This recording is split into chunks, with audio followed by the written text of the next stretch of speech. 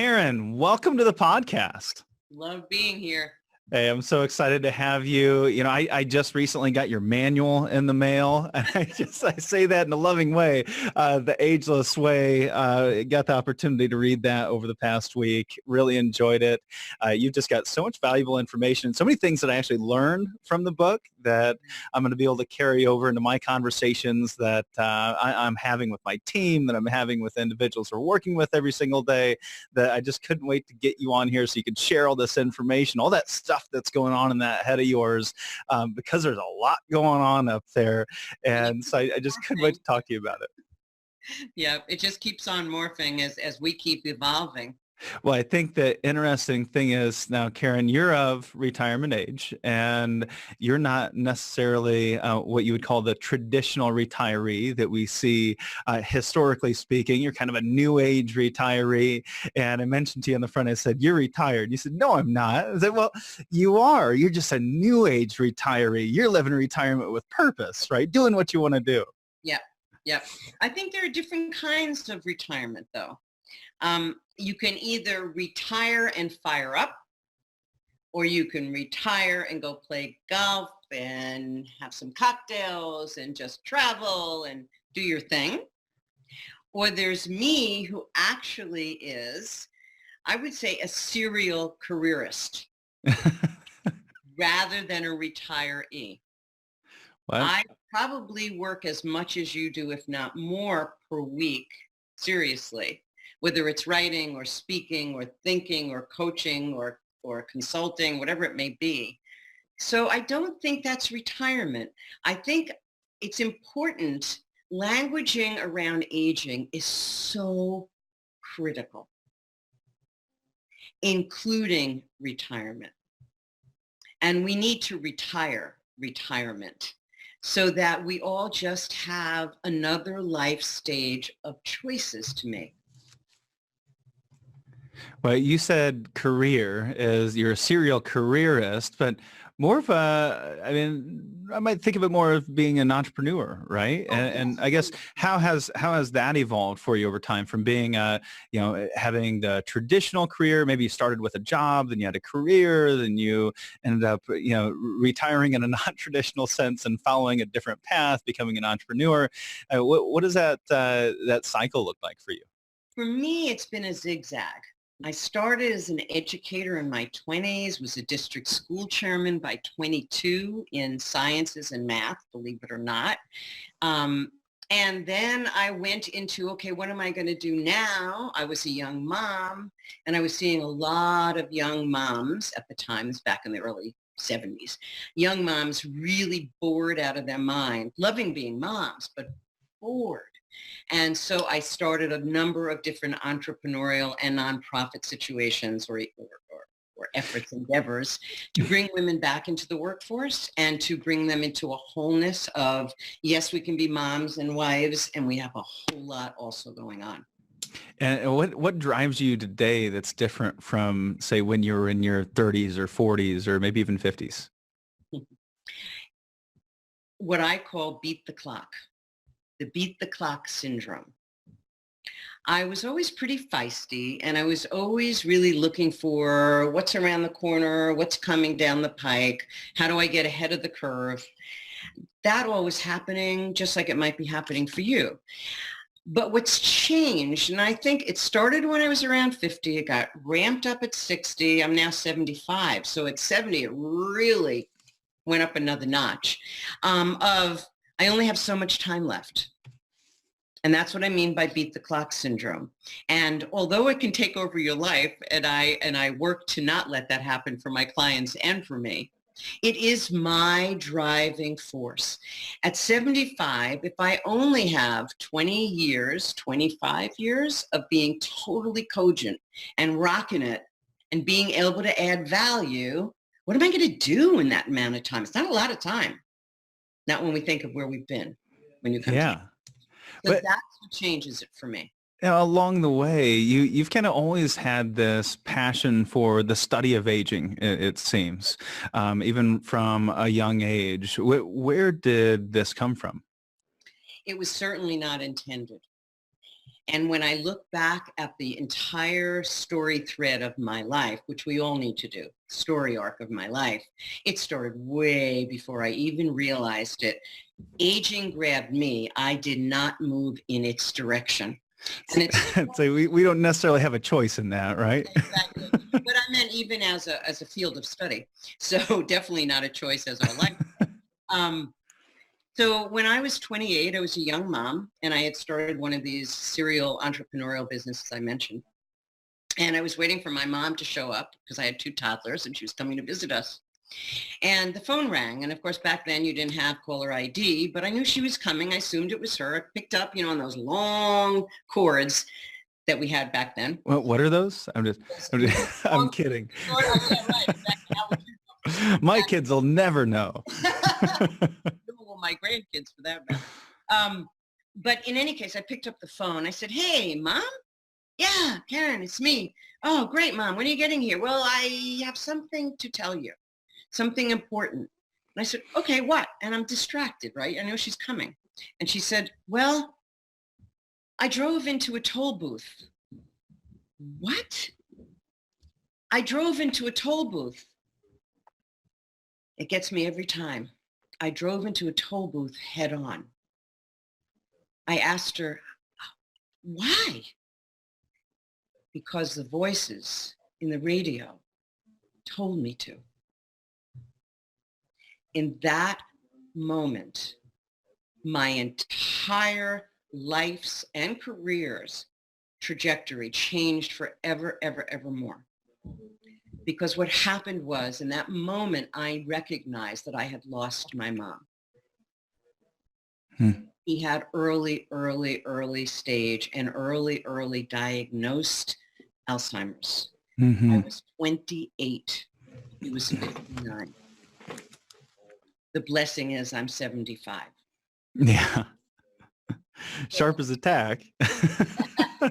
Running multiple businesses. Yeah.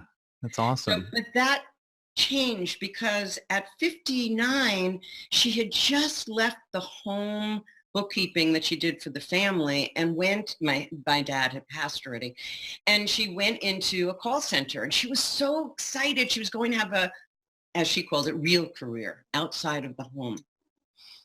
The ageism that she encountered was devastating. Now, this is back in the early 70s. And she literally couldn't handle it. And I think that's what, in the end, flipped her earlier than she might have into Alzheimer's, into early Alzheimer's. But what I learned about that was, here was a woman who never got to have her voice. She never got to express her whole being. So at that time, in that moment at 28, I made up that mind that that would never happen to me. That I needed to find out, what does it mean to be older? What does it mean to be an older woman? I hadn't a clue. The only things I saw were not what I wanted. And so that started me on a path that has now threaded through my entire life. And it really is a thread that started long before that, but I didn't see it till then. So I left a marriage. I left a business, several of them. And I said, okay, I want to see where I can play in the bigger picture, to have a bigger impact, to really see what it means to be a leader in the world. And so I did. 10 years later, I am sitting in the top floor of a major financial institution with my, sorry folks, my legs up, feet on my fuchsia pink enamel table with brass VP on the door, wondering, how did I get here? Why am I here? What is my real purpose? There were a lot of reasons I got into corporate, which we don't have time now to go into, and it's in my book.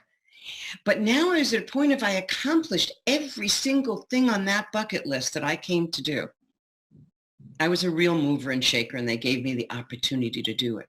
And as a result, I became by the company, a trained futurist. Studying the Future of Aging. And the and I saw that in your book. Now, correct me if I say this wrong, because I'd never actually heard the term, but gerofuturist? Good. Yes. What happened, there's another story here. Several years ago, I don't know, maybe 10 now, I was doing a presentation at a major positive aging conference.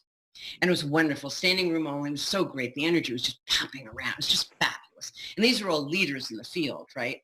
And when I was done, two things happened. A guy came up to me and he said, standing ovation, it was wonderful. Really filled my heart up. And he said, I got to ask you, you were referring to boomers and women. Oh, the topic was boomers changing the world again. How are you going to serve us? Right? That was basically. Mm-hmm. And so this guy comes up, he says, and you were talking about women and the future of women, and it's incredible. How about us? And he said, how come? Can you talk about us? And I said, well, what works for men doesn't always work for women. But what works for women also works for men. So women also are underserved. And most of us as elders will be women. So that's why. And most of the people in the field are women, not exclusively, thank goodness, but mostly. So ask away and I will tell you anything you want to know as it relates to a man as well. So that was the first person that really had to get my attention. Another woman who was older than I at the time came up to me and she said, Karen, because I was speaking about feeling very fractured as a pioneer in the field. Because I have so many different facets. When you reach my age, if you've been a careerist, as I said, or a serial entrepreneur, et cetera, there are a lot of things how to do well, whether it's consulting, whether it's training, or it's coaching, or it's writing a book, whatever. What do I call myself? Because here I was this futurist. Here I was a certified trained gerontologist as well, and a pioneer in coaching, one of the very first as a master certified coach. Yeah, I mean, and literally one of the first. Because most of the people that I have on that are studying, aging or positive aging, conscious aging, they have just gotten into this as soon as they retired, or they turned 55 or 65. Then they started doing it. You've been doing this for, I think, longer than anybody that I've talked to. Oh, I hope not then everybody. But yes, that's true. I've been in it for a long, long time. And it's really has taken me on a very zigzag path. That's why when you asked me that earlier, it's like, I have to think about it because it's been a thread. Yeah, I'm going to bring in a story now that I wasn't going to tell you till later, but I will now. There's a wonderful fairy tale. And the fairy tale is about this princess. She's about 8 years old, lives in a great castle, right? And she's never allowed to go up in the attic. This sounds like a lot of other fairy tales before. So she goes up to the attic with her nurse, and her nurse takes her up, and way, way up. And in the corner, in the shaft of light, she could see this little room, a very, very, very, very old woman, an old crone, which is a very positive term, a woman of wisdom and age. And she said, who are you sitting in my castle? What are you doing? And the old woman said, I am your great, great, great grandmother.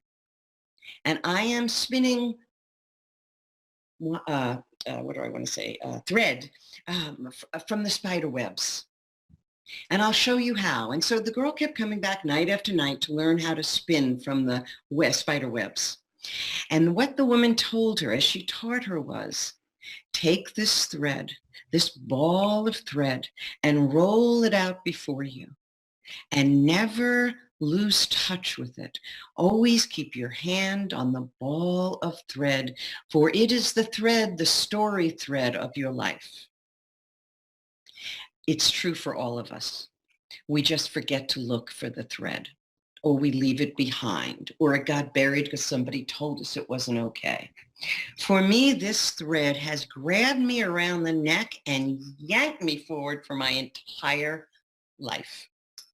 Well, that leads to one of the questions I had regarding stories. This really comes back to tell us about kind of the stories of your life, and this is what you talked about in The Ageless Way. You talked about how we can utilize those stories of our life this so-called thread to form that new stage of our life, and what retirement might look like for us. What is, does retirement mean starting a new business, being an entrepreneur, or is it, being a great grandparent, spending time traveling with your spouse, pulling some of those stories back? How can we do that? How can we utilize the stories of our past to help form our future?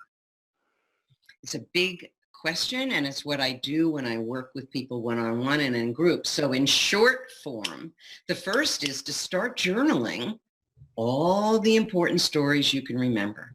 Go back to when you were 5. What was something you remember that really mattered to you? That piece of the thread is important to you, right? It's just like remembering my mom. Oh, let me go back. I was a preemie.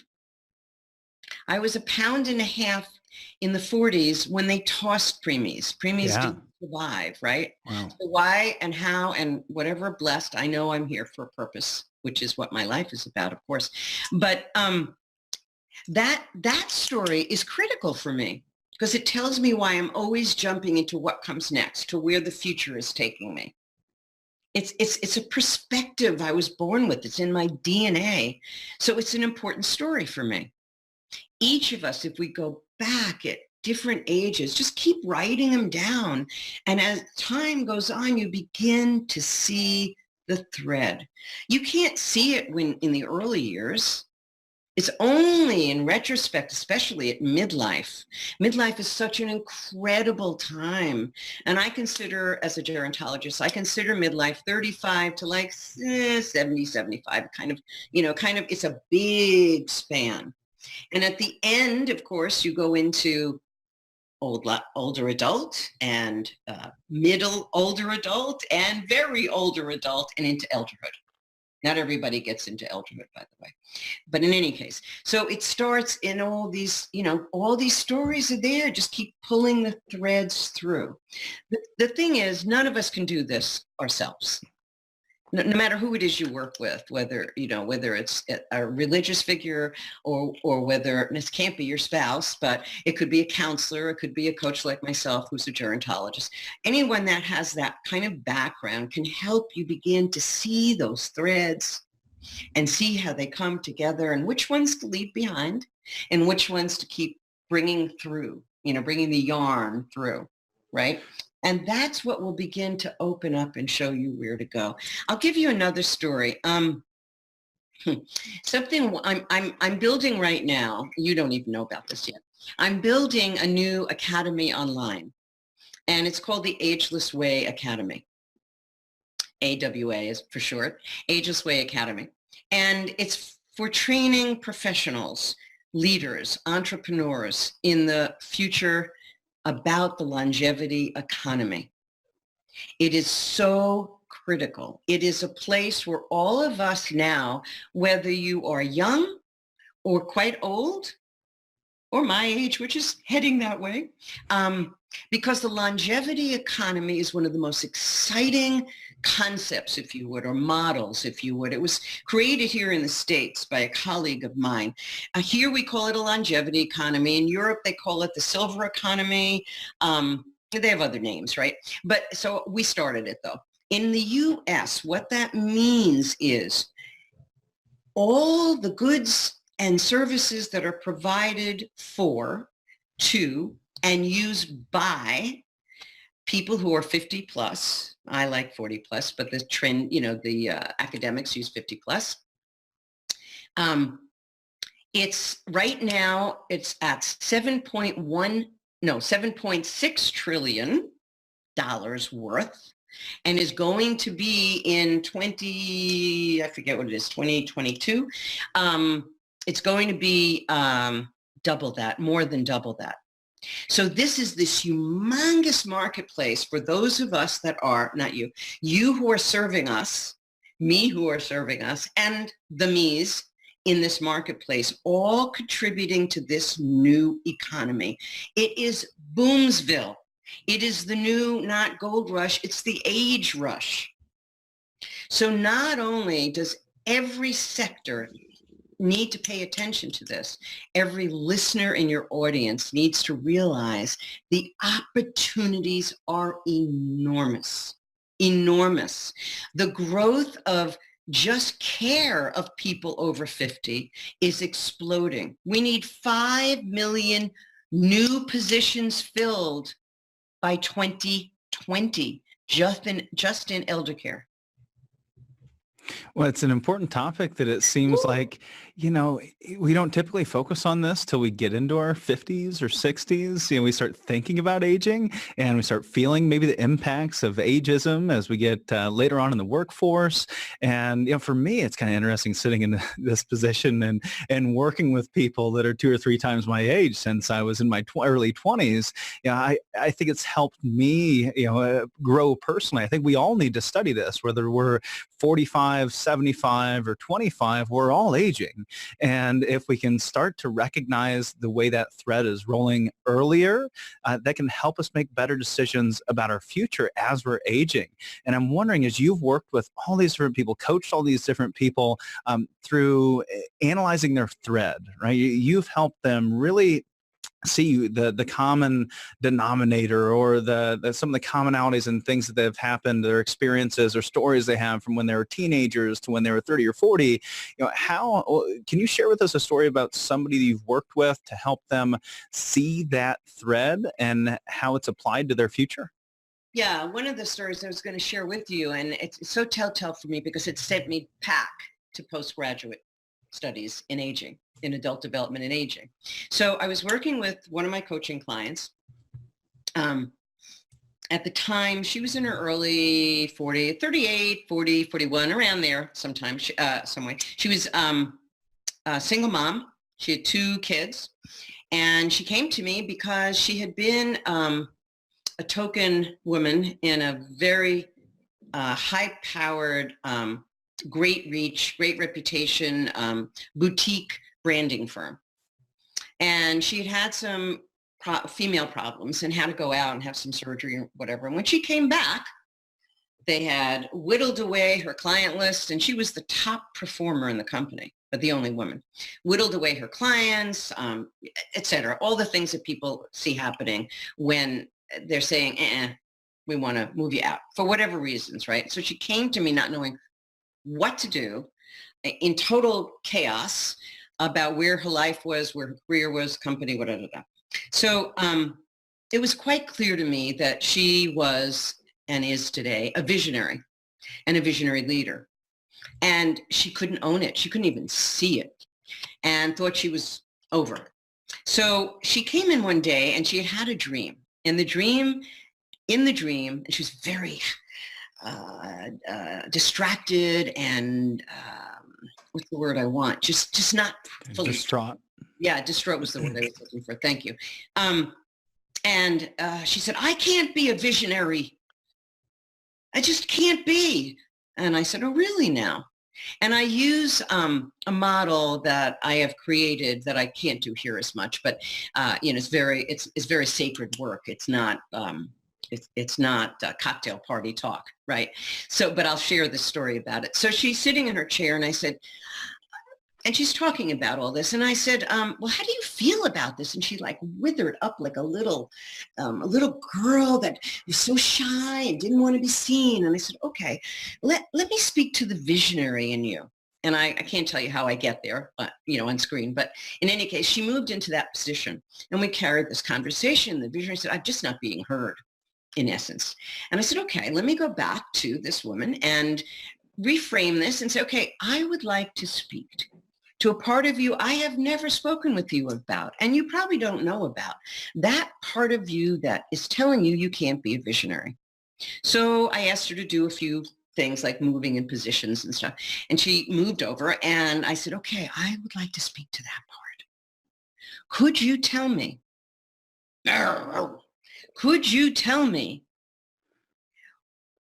why she cannot be a visionary? Well, at the time, my office was much bigger than this space. It was a big loft in New York, and I used it for all my work. And this woman sitting there, and I will tell you that the whole room Literally, I was like filled up with energy. I don't even have words for it because I could feel it. I could sense it. I couldn't see it, but I could hear it. Out of this little beautifully svelte woman, right, comes this energy. It answers me, she can't be a visionary. And I have to hold this energy in this space while this woman is like, whoa, what's going on here, right? And I said, okay, why can't she be a visionary? She can't be a visionary because she has wrinkles. Don't make waves. You have wrinkles. Well, the ending of this session was that these voices, which are in all of us, are introjected, what I call midlife dragon, or our inner ageist, is resonant deeply within us. So before you can even make sense of anything, you have to get past that blockage. That woman would never be able to step into any visionary, innovative, next, unless we had moved her past that. I think it's just having, however crazy that might sound, I think the idea is that, and it's a very important concept, as you age, I think some of these things get really buried in your past, buried in your psyche, and you don't really realize what's holding you back. And a lot of times, it's this societal thing that's been placed in you that says you are supposed to retire, you are no longer going to work, you're no longer going to be a contributing member of society, you need to go sit in a rocking chair. And sometimes we don't necessarily realize that we still have a lot left to give. And I think that's what you've mainly helped people with, is to go back, figure out why they feel that way, what might be holding them back, and let them recognize that that's what's holding them back, but also point out different areas throughout their life that they've been able to achieve great things, achieve greatness, and then remove that barrier that is, say, age or whatever that barrier might be that's in their story, to allow them to achieve that vision or find greatness in retirement. And that leads me to my next question. What you talk about greatness in retirement. What do you define as greatness in retirement? Is this something that is just the same for everyone? Do you have your own personal belief, but everybody can be unique? What do you see in this? Well, first of all, I think the way I describe greatness is that it's our signature DNA. We come in with it. It's already there. It's just we forget about it. It gets buried by our teachers, by our family, by society, by whatever. But that greatness is what we come in with. And what I mean by that is, it's just like the rest of our DNA. It is our unique mark, if you would. And so that is what we carry through life. We can choose to ignore it, we can choose to stuff it, or we can choose to bring it out. And I find that in midlife, when we're no longer having to prove ourselves, we've already started being a real citizen, if you would, right? A productive citizen. But then we come to midlife and we have all these, okay, who am I now? The biggest question I hear all around the world is what I call an umbrella question, I've made it, is who am I when I'm no longer young? And that's a biggie, and that starts in midlife. And so that's the time, it's so rich to pull and find that DNA, your own greatness, and live it. But you first have to find out what that is for you. And I have found that most people can't do that on their own.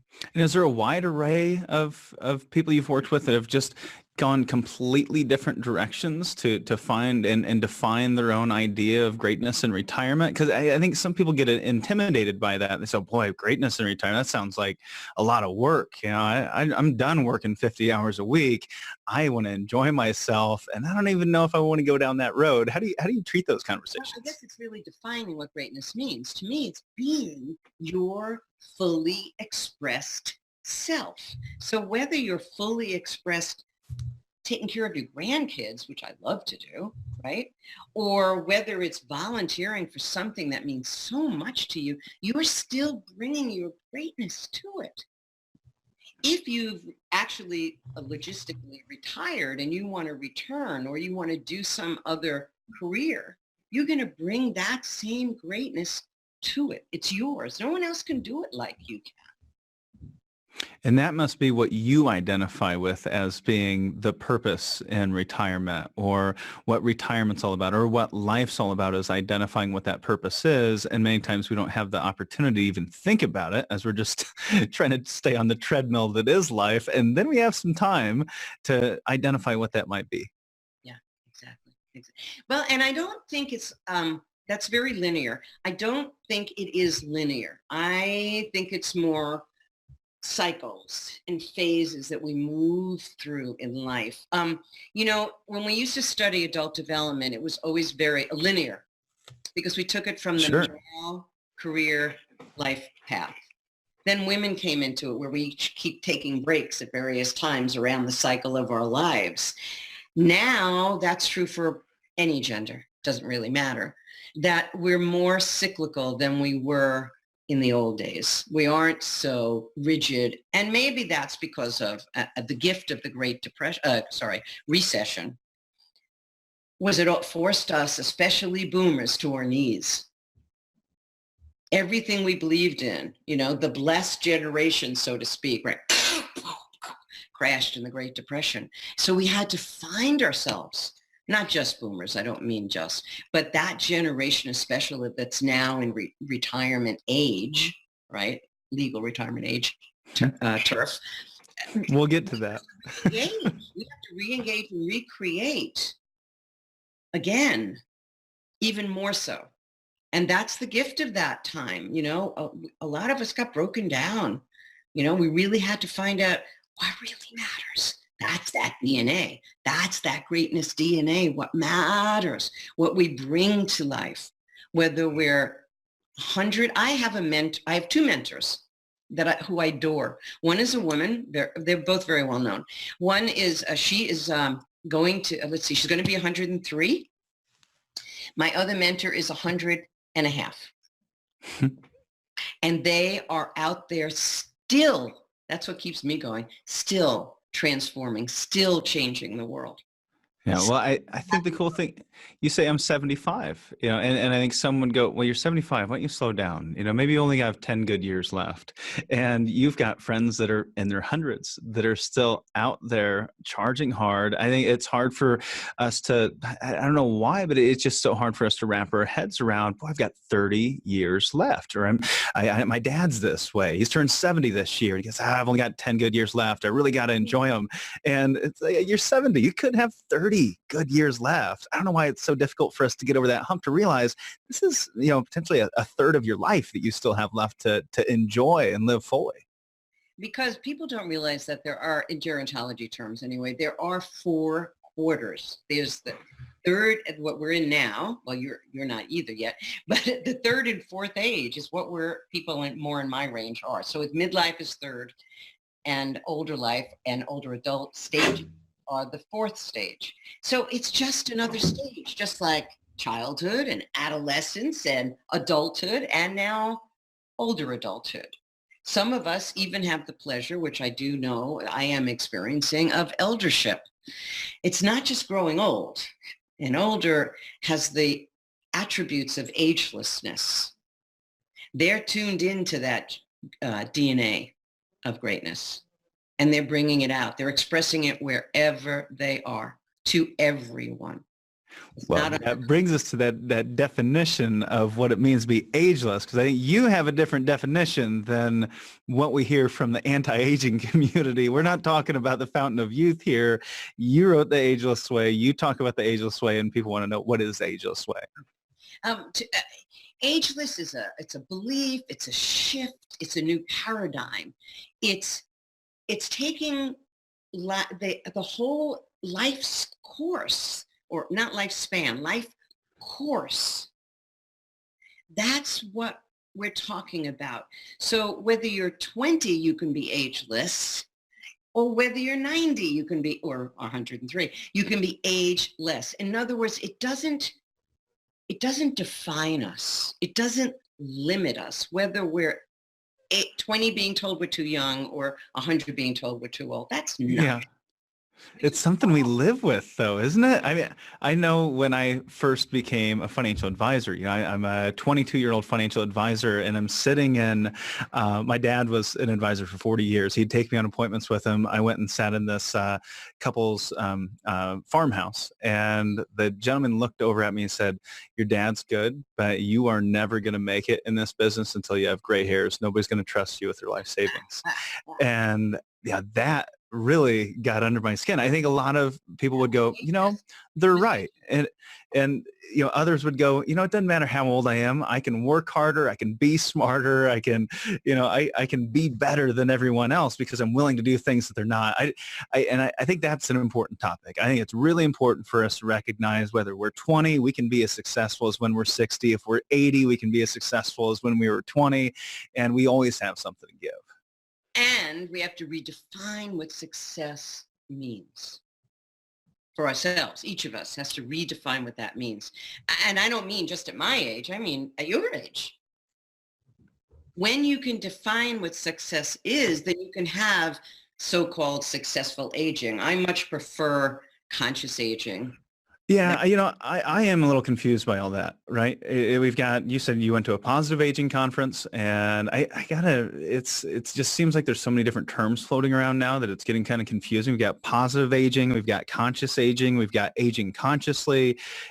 Can you help break down what all these things mean? Yes. To me, it's all a fear of aging that's creating all these subsets of aging. And a lot of it came out of because, I was a strategic marketer earlier in my life. So what it came out of was boomers specifically did not want to hear about. Remember, that's the generation that was don't trust anybody over 30, right? So for them to deal with languaging around age is really tough. We were always told in marketing and in gerontology marketing, I told people, don't use the word age or aging. They won't listen to it. We have a trouble with seniors. People, I've had professionals coming up to me at conferences and speaking and stuff saying, I run a senior center and it's fabulous, blah, blah, and I can't get boomers to come. And I said, well, that's your first problem. Don't call it a senior center. Yeah. We're still doing that. There is I don't know them anyway, boomer that I know of that is willingly saying, oh, sure, call me a senior. Put me in that category. My dad loves his senior coffee at McDonald's, so. Sorry? My dad loves a senior coffee at McDonald's, so. Yeah. Some areas we don't mind too much. But it's the labeling, though. And we have we're labeling everything. It separates us. It's crazy. So, positive aging is probably the most recent, and it's kind of an umbrella term for all those terms you've mentioned.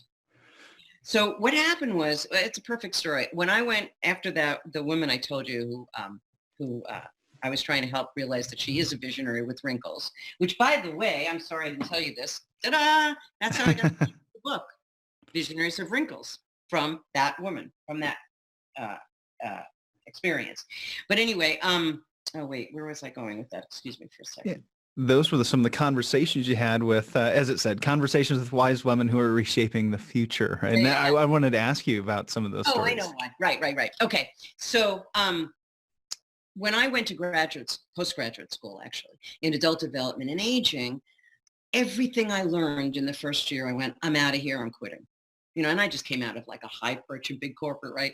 And I'm big shot. I'm quitting. So I went to my advisor, who was the head of the institute. And I said, look, I'm like really turned off. I have this kind of a background. I'm really depressed being in this program. I think I'm quitting.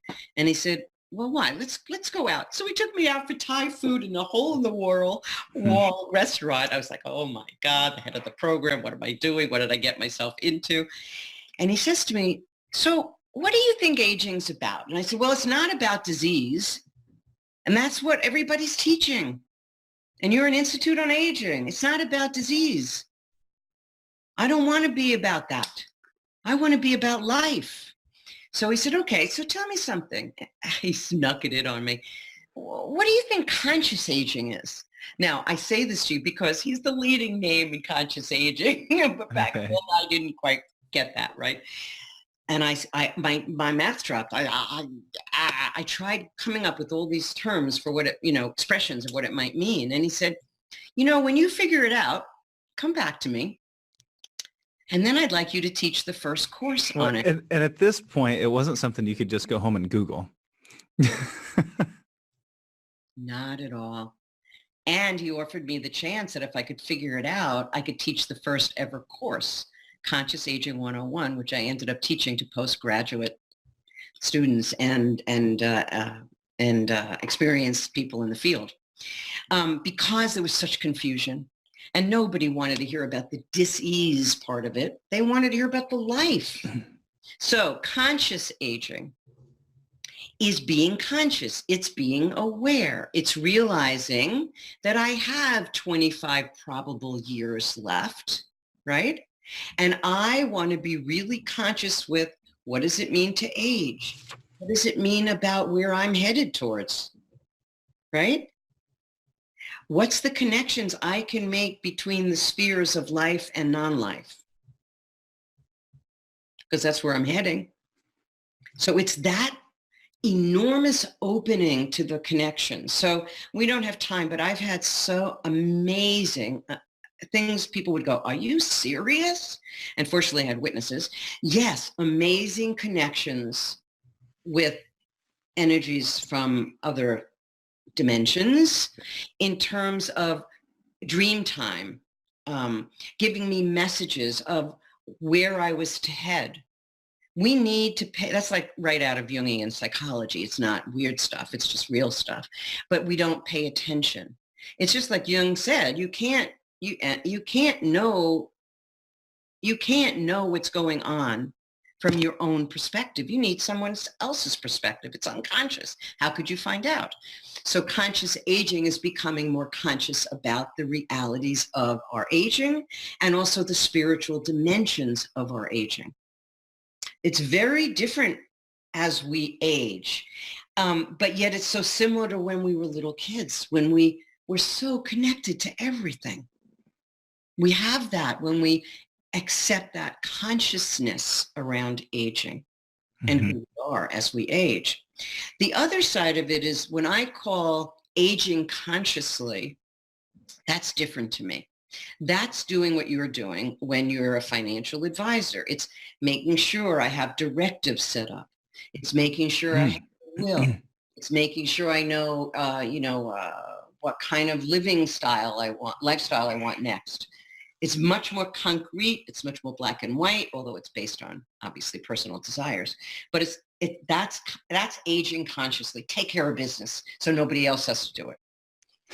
This really triggers a thought of an experience I had with a couple that I worked with a while back, and she really wanted to no longer work, not necessarily retire. She would not use the word retire. She didn't want to work anymore, and she knew she was leaving her job, and they were going to make her roll over her 401k, but she just couldn't do it. She said, I just feel like then that's the end. Then I'm retired. I just don't want to do the planning, right? I think it's exactly what you're saying. She wasn't being conscious of her age. Hey, I am of this age. This is where I'm at in life. And now I need to age consciously by actually taking some actions to plan around this particular stage in life. Exactly. And there are other people that will only focus on aging consciously as in taking those steps like you just described. And they leave out the other part. And that's a very empty place to be aging. Yeah. Well, it's just like wills and power of attorneys. And so many times I'm working with individuals that are in their 70s or 80s and we're going, hey, you're not going to spend all this. We need to start setting it up for the grandkids or charity or the church or whatever it might be. And it's so hard to finally go. And I get it. It's got to be so hard to go, yeah, you're right. Boy, I've worked my whole life to create this and now I don't even need it. Exactly. Yeah. And there's so much more that's more important than all of that. And that's what conscious aging is about. Mm-hmm. Well, and you said that, you kind of almost, I would say, really led this field of conscious aging and aging consciously. And as you said, you went into school and it seemed to be all about disease and health maintenance, and it had nothing to do with, aging purposefully or positive aging or whatever you want to call it. It didn't have to do with the real vein of life. And it sounds like that you talk about the old narrative of aging, the new narrative of aging. Is that what you mean by this? The old narrative being kind of just negative overall, the new negative being something different? Well, yes and no, because there's a middle now. Now there's the anti-aging, which you mentioned before. And just the term Hmm. alone, right, is ageist. If you're against look, I use wrinkle creams and all that stuff, and take I, hormones, and I take good care of myself, and I look great for 75, whatever that's supposed to look like. I keep telling people this is 75. But that's not what it's about, you know? So this whole thing that we're not okay if we're aging is what we have to change. That's the old story about aging, that we're over, we're done, we're irrelevant, we're useless. In fact, we're invisible. Now, we can choose that. If you want to go that model, you can. I chose out of that, obviously. Um, I want my whole life to be purposeful. I'm a whole being, right? And so that's where all this wonderfulness of being an elder is about. I have those attributes of being an ageless being, and you can do it at your age. It's having presence. It's being a truth teller. It's being open to what comes to us. I can see how some might see this as conflicting. They go, well, you said I'm supposed to live agelessly and, I can be anything I want at any given time, but I need to age consciously and recognize, hey, I'm 65 or hey, I'm 35. I need to recognize where I'm at and still live agelessly. It almost seems, Well, you're talking about conflicted. you're talking about yin and yang, which is not conflicted if you look at it that way, right? It's we're more than one uh, part of a whole. We're a whole being. So yes, we have to say, hey, I'm 75. If I've only got 25 years ago, I'm going to build this academy I want. I'm working with a major university. This is cool stuff. I'm filled and I'm leaving a legacy, because this is legacy making time. This is what this is about. This is where we leave our mark. Why were we here? What did we do? Whether it's taking care of our grandkids or building an academy, it's all about legacy making. That's the conscious part. It's what am I here for at this time, in this epoch, and what am I going to do to make it a better place for those that come behind me when I leave? I think you used the word legacy, and I think we wait far too long before we start thinking about that word. And that's what you say about living agelessly when you're 25 or 35. I think is recognizing that you may not make it to 75, you might make it to 100, you may not make it to 35 or 45. So at any point in time, you have to be thinking about your legacy, whether you're 60, 20, 30, 40, 50. We have to figure out what that legacy is going to be, because that should be our real driving force, right? Exactly. And it's a wake-up call. Just like when I said when I was with my feet up on the fuchsia desk in my late 30s, I realized that I had done what I came for, but it was not really fulfilling the next part of my purpose, which is why I love when you talk about purposeful retirement, because it's really living a purpose-filled life. Hmm. That's what we're really talking about. So it's leaving a legacy as we go, Hmm. because that purpose comes with us. And I know there's a lot of yada yada in the new age talk about purpose, but the reality is there is a driving force. We just have to find it and tap into it. And that's at every age. For me, if you had told me I would have been a leading thought leader in the aging field, I was, yeah, come on. Ain't gonna happen. Me, no. And yet here I am. It's happened, right? But if I had seen the threads And the thread coming through, it makes total sense. Hey, Total sense. and you didn't follow the typical, line in the sand that a lot of people follow, that retirement age. But, hey, you've passed it. It was supposed to be 65 or 62, and you're still working. And I see so many people that come in and they say, I'm going to retire next year. I say, why?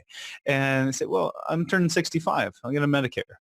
And well, what's that have to do with your career or your work, or why are we retiring at 65? And a lot of times they've never thought about it. They don't have an answer. Yeah, I would love to get your thoughts while we're talking about specific ages on setting a retirement age. I mean, should we retire the word retirement age? I think so. Remember, it came out of a time, a manufacturing age, where we had to cut people off, right? Just the way it worked. That was just the mindset. But there's no reason to. We're not dying that early. We're adding 30 years on to longevity. You can't just say, okay, you're done. Because we're not dying. Some are, of course, but most of us are not dying at that age. So it's a restart. You got to hit the restart button. And it doesn't have to be a career per se. Look, I write books. I do things I love to do. It's not about I got to make a buck. It's about I got to do what I came here to do, what I'm meant to be doing and adding value. Well, I think maybe that's what we have misconstrued, right? It's more of an age of independence, I think. And I think we should set an age, but it could be 45. It could be 60. It doesn't have to be these ages that the government has set for Social Security or Medicare. It's, hey, I want to have complete financial independence, autonomy in order to do the things that I want to do in life every single day, follow my God-given purpose. And in order to do that, I have to set that line in the sand for myself so that I know what kind of planning I need to do to make it work. Exactly. And how to shift when things don't go quite that way. One of my blessed mentors, again, also in my life, was Buckminster Fuller, Dr. W. Edwards Deming. They all form my thinking. It's all in me. I don't know what else to do with it, right? So it's Buckminster Fuller had this thing of right angle precession, and it's one of his main concepts that I adore. And what it's saying, he studied nature a lot, right? And what he saw was that bumblebees, the way in which they find food. They're flying along horizontally, right? In a straight line. And then all of a sudden they go, whoo, down, and they get the nectar. And if not, they come back up and they move on and find the next flower with the nectar, right? So I'm making this very simple. So he translated this to that as you go along in your life, you can keep going on that linear path, because that's the way you're supposed to go till the end of time, right? Or like a bumblebee, something comes out and says, check this out. That's a right angle precession. If it really doesn't suit you, this is what I do with career counseling for every age, then come back, you checked it out, come back in and go back on the path you were on. Or if it's the right angle, that's your new career path or life path. Mm-hmm. And it's the same thing. You go on that one, and then like the butterfly, there'll be another right angle. So we don't teach people this.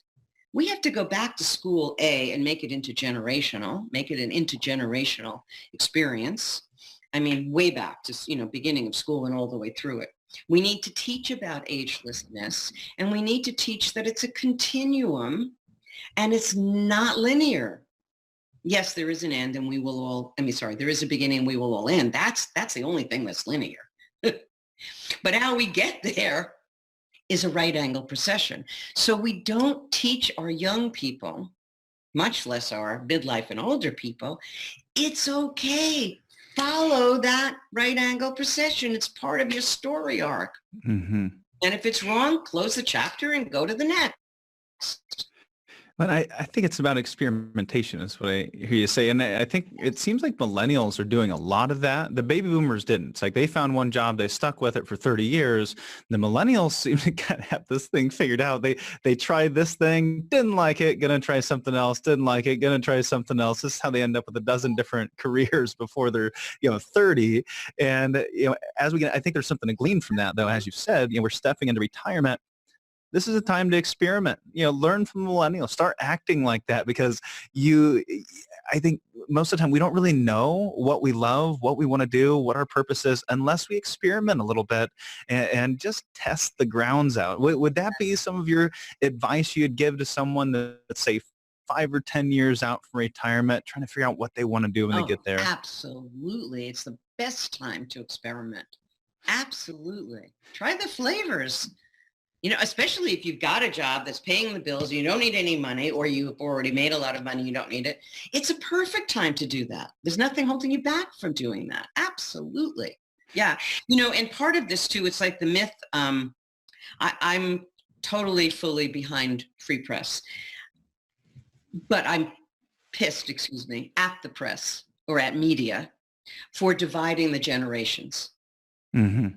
There needs not to be a generational gap. That's all made up. And it's dividing us. It's so sad, especially in the workforce. And the point is, the millennials have broken the mold.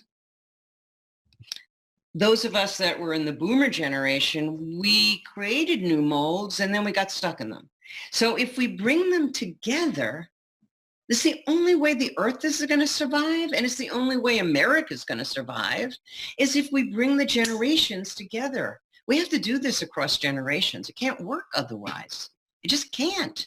So the right angle procession style that the millennials have is a gift they can bring to the older generations, right? And the gifts that the older generations have, they can share with the younger, and that together we can do anything and everything. There's nothing that can stop us when we bring generations together. The experiments that are happening, even in aging, how people live in their older age in Europe and Scandinavian countries, blows me away. The intergenerational mix is so rich. But we're doing it here in this country. There's a great place called Mirabella in Arizona, in Phoenix, affiliated with ASU, Arizona State U, that's doing just that, intergenerational residences. And we're doing largely the opposite of that across the country, right? We've got retirement communities across the country. We're segregating our elders from the young, and we need to learn from each other.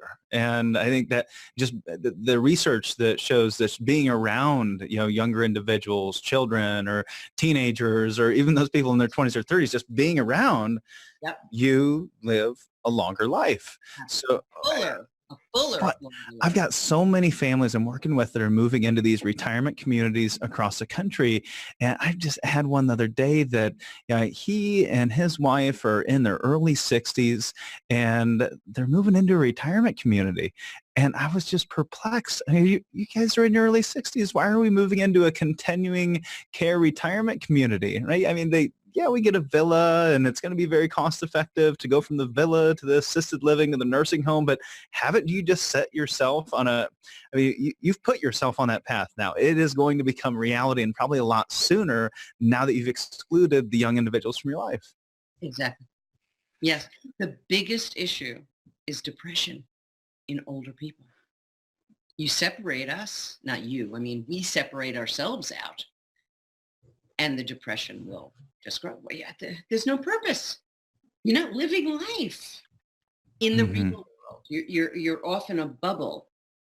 And, there are people that are enjoying those communities, by the way, because there are a lot of, it's shifting with boom. I think what's happening is the boomer generation is demanding a different retirement community than it was in the past. So there's got the new Jimmy Buffett community down in Florida, right?